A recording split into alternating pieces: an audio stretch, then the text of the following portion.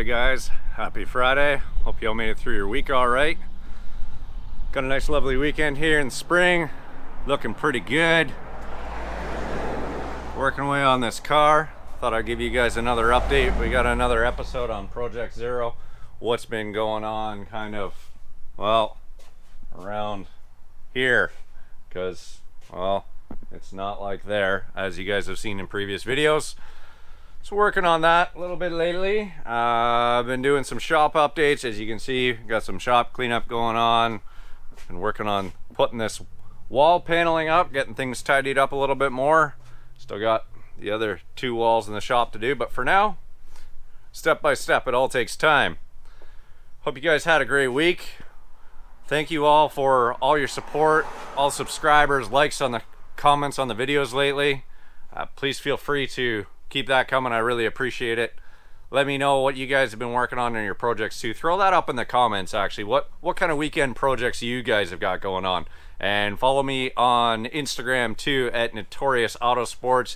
You can throw up what you've been got going on there too, or better yet, put it on both. Really appreciate all that, and curious what you guys have got going on too. Channel's actually been growing a little bit lately some more. We're 4.5 months in. Not even 4 months in, and hovering up around getting close to that 200 subscribers. So please share these videos with your friends.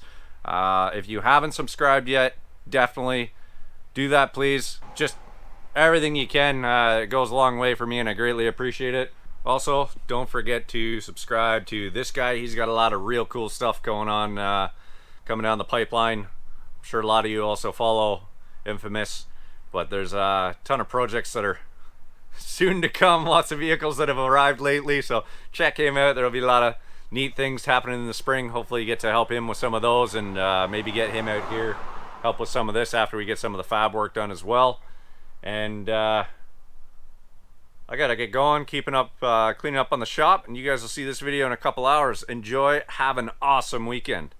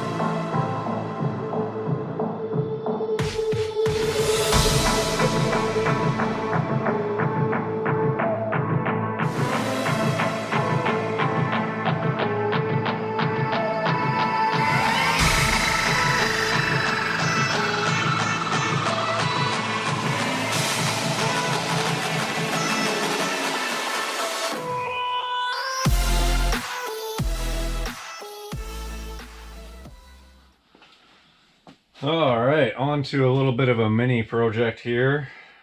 Gonna make some little square plates, just 1 inch or 2 square, and drill a hole down the center of them 3/16.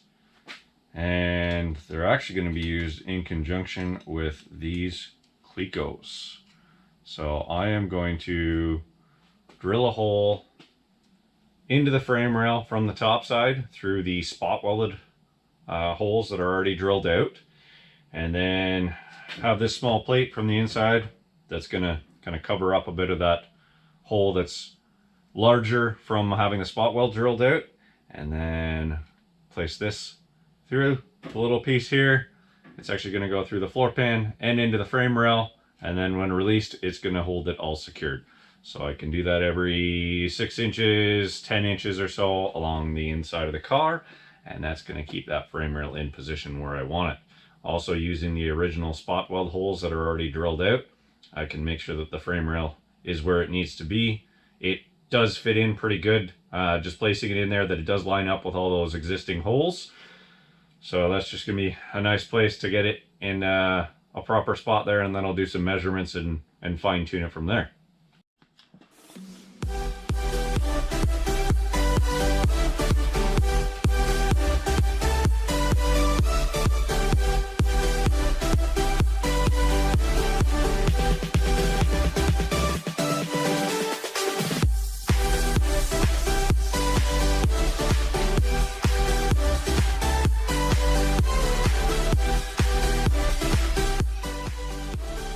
way, if you're still using Sharpie markers, get rid of them. Use these Milwaukee's.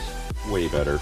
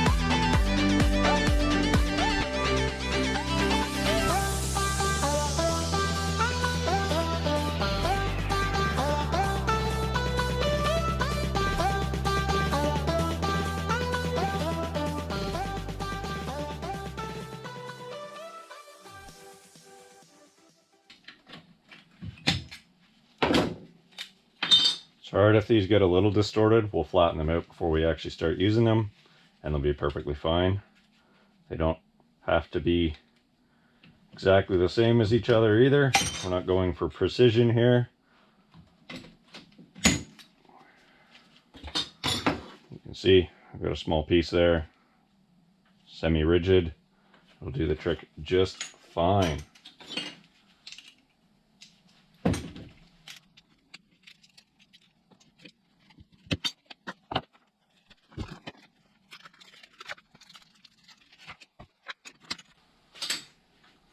Alright, so I got a little ahead of myself on a couple of these and trimmed them down to the small piece. It's going to be a lot harder to hold on to that while trying to drill the 3/16 hole in the center. So we just need to mark it somewhere on the center there. Precision is not needed on something like this. You've got your 3/16 bit, get somewhere in the middle. That Clecos is going to go through that piece, and then through the other couple pieces of being the floor and the frame rail, and just hold it secure. So I made it a little easier on myself and got these other pieces marked out while they're whole. We'll drill the holes in them and then cut them up afterwards.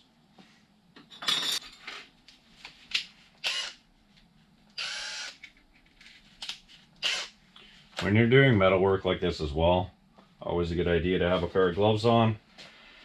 If you're drilling through this and this bit grabs and goes to spin this piece of sheet metal, bare hands are not going to appreciate that. Also, grab yourself a little block of wood, and when you drill through your metal, you're not drilling into your bench.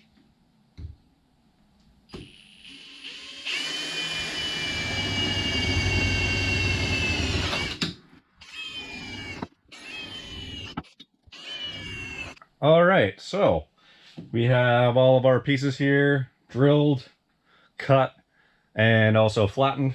Just place them on the flat side of the vise there. Give them a tap of the hammer, a couple taps on either side. They're all nice and flat there. So now what we're going to do is go inside the car.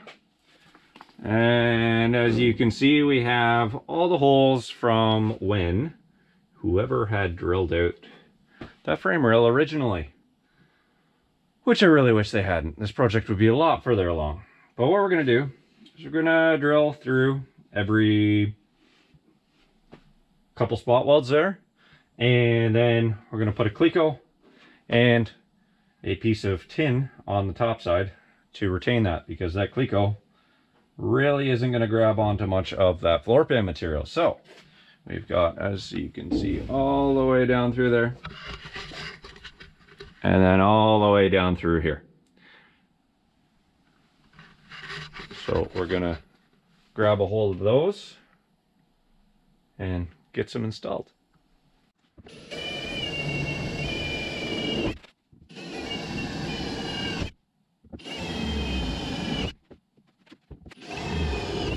All right, so we got a couple holes in there. Gonna grab the Clecos, and look at me, snug fit. They're 3/16, and that just goes through, so they do grip pretty good. And I actually got these ones off of Amazon, and as well as the installation tool and the drill bits. I'll put a link in the description so you guys can take a look at them. If you've never used them before, they are pretty cool, and they really do help add an extra pair of hands holding things in like this. All right, so as you can see, that one, if we left it without those pieces of tin, it's the exact same diameter as our spot weld hole. So that wouldn't do a whole lot for us.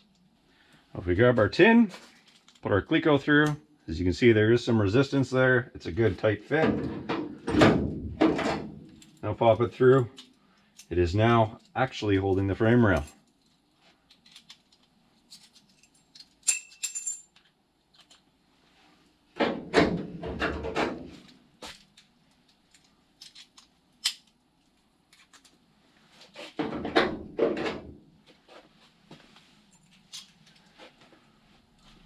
There are some different diameters of these, also lengths that you can get. I went for the slightly longer length than some of the standard ones because I knew I'd be going through multiple pieces of metal. And they fit perfect. As far as how these Clecos work, you have your pair of pliers. This ring grabs a hold of the barrel of your Cleco, and then the top actually pushes on this spring-loaded plunger. So as you squeeze, it has these prongs that come out of the end, and you insert it into your part. And as you release, you can see right in the center there, it actually has this wedge that comes up and spreads the two pins out, which then holds it onto your part. And these are super, super handy. There's all kinds of different grades of them. Lengths, diameters, all depends what you're going for. I spec'd out what I was using these for, and then just found the appropriate one there. All right, so as you see here, we've got some Clecos installed, going down through.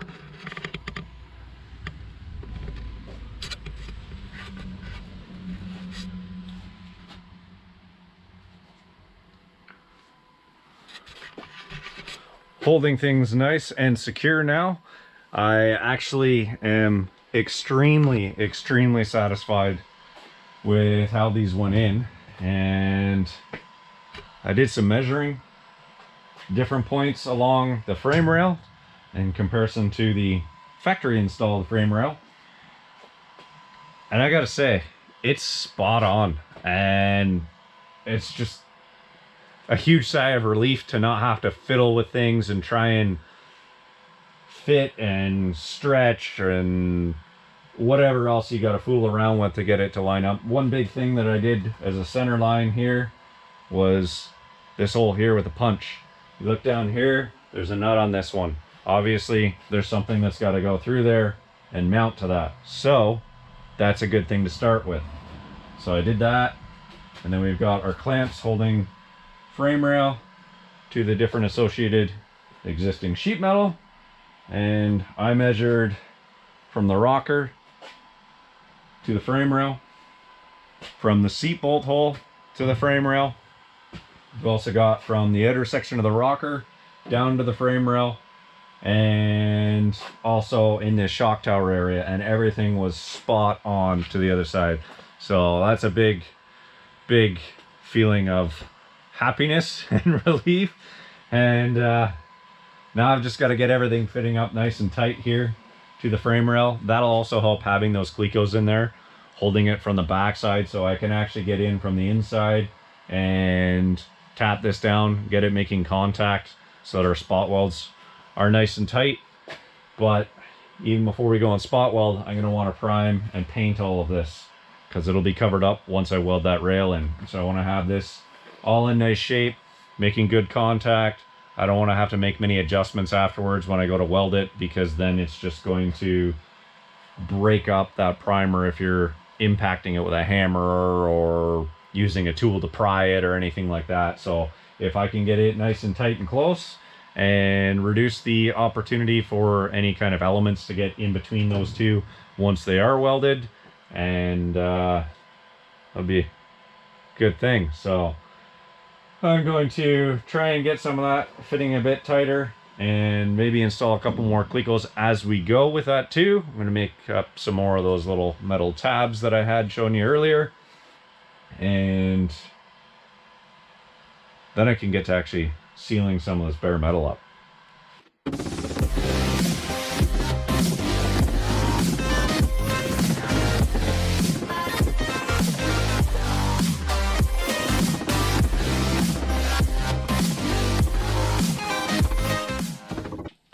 All right, so we've got a whole bunch of Clecos set in here, and got all these spot weld holes actually now nice and tight to that frame rail, as you can see down here as well. It was actually around the shock tower. We had it where it was raised up a bit, and that would have been from whoever had pulled the frame rail out, prying from the bottom side, so they would have been pushing between the frame rail and the floor pan, so it would have bowed it up and kind of lost a lot of our structural shape there. So right now I've got everything fitting nice, and actually had to go in. I'll show you inside here. There was a couple spots where we had these ribs.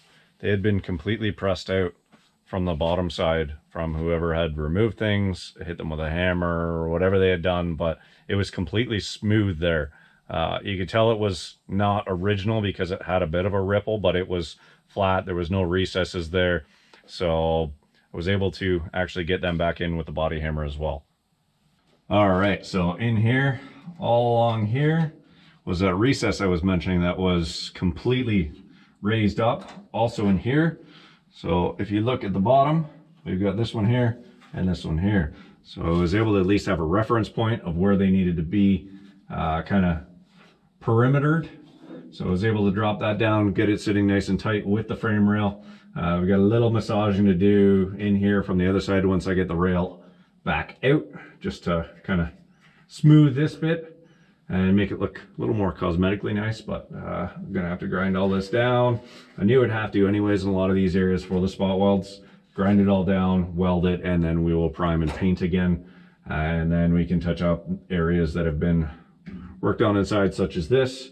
And I'll do a lot of the seam sealer over. Some of it's dried and cracked. Around here, it's actually kind of separated. So I'll clean all that out and then reapply seam sealer there after we've primed it, and then go over top with some white base coat again. And then we'll have to fill all this in, thanks to whoever cut that.